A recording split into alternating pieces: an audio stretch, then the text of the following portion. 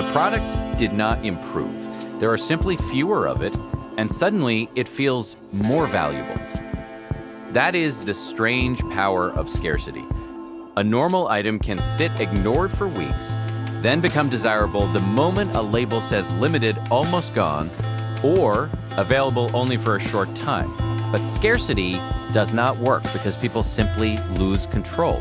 It works because limited availability seems to reveal information. By the end of this video, you will see why low stock can signal popularity, why limited supply can signal status, why a deadline changes the question inside your head, and why the same tactic can completely fail on a different product. Start with a simple problem. Most of the time, you cannot fully judge quality before buying. You do not know how durable something is, how satisfying an experience will be, or whether a product deserves its price. So your brain looks for clues. Price can be a clue. Packaging can be a clue. What other people choose can be a clue. And availability can be a clue. When something becomes difficult to obtain, the brain does not just register a smaller quantity. It asks, why? That question matters, because scarcity has more than one possible answer. Imagine an online store says only 3 units remain. One interpretation is that many people are buying the product. If demand caused the shortage, low stock begins to look like social evidence. The product may feel safer, more desirable, or more proven because other people appear to have chosen it first. But notice what happened. The stock counter did not reveal the product's quality. It revealed possible behavior by other buyers. Your brain connected the two. This is demand-based scarcity. Its message is not that the product is rare by design. Its message is that the crowd may be taking it away. That can be especially persuasive with practical products. When you want something useful, popularity can reduce uncertainty. If many people appear to be choosing the same option, it can feel less risky. Now, change one detail. Instead of saying almost sold out, the seller says only a small number will ever exist.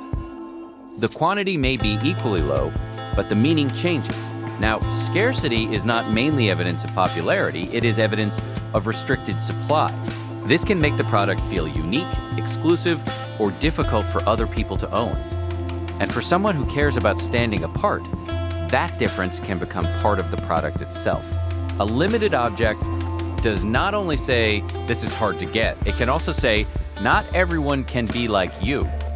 Research on scarcity finds that this need for uniqueness matters. Supply-based scarcity can raise inferred uniqueness, but its effect is not identical for everyone. A person looking for function may care less. A person looking for distinction may care much more. This is why a limited edition can carry social value even when the underlying product changes very little. The rare feature may not be better performance. It may be a smaller group of owners. But there is a third form of scarcity that works differently again. A countdown does not tell you that many people want the product. It does not necessarily tell you that only a few copies exist. It tells you that the opportunity is disappearing, and that changes the question. Without a deadline, you can ask, is this worth it? Is there a better option? Do I need it now? With a deadline, the mind can shift toward a different problem. Will I still be able to get it later? The product has not become more useful. The cost of waiting has become more noticeable. This is time-based scarcity, and it can be powerful when the decision already feels important. A deadline compresses reflection. It pushes the possible loss of the opportunity into the foreground. Scarcity can therefore change more than desire. It can change the entire decision process. A review of consumer decision journeys suggests that product scarcity can narrow the set of options people seriously consider and move them toward shortcuts.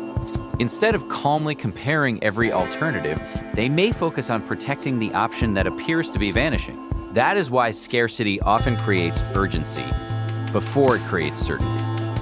But here is where the usual story becomes misleading. Scarcity is not one universal psychological button. A classic meta-analysis covering 41 studies and 51 tests supported the general link between scarcity and perceived value. A much larger later analysis, drawing on 131 studies and hundreds of measured effects, showed something more useful. Different scarcity tactics work differently across different kinds of products. Demand-based scarcity was especially effective for practical products. Supply-based scarcity performed strongly for experiences. Time-based scarcity was more effective for purchases that demand greater involvement. The exact pattern is less important than the lesson. Low stock, limited production, and a deadline are not interchangeable labels. Each one tells a different story. One says, other people want this. One says, other people cannot have this. One says you may lose your chance. And the best story depends on what the buyer is trying to solve. This also explains why scarcity sometimes fails. If the product is unattractive, scarcity may only make an unattractive product harder to obtain. If the reason for the shortage feels suspicious, the signal can lose credibility. If exclusivity has no value in that category, limited supply may add nothing. And if a countdown feels artificial, urgency can turn into distrust. Scarcity cannot manufacture a convincing meaning in every context.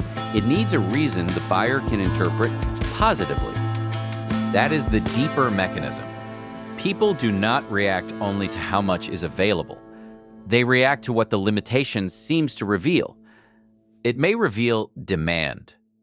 It may reveal exclusivity. It may reveal a disappearing opportunity. Or it may reveal nothing useful at all.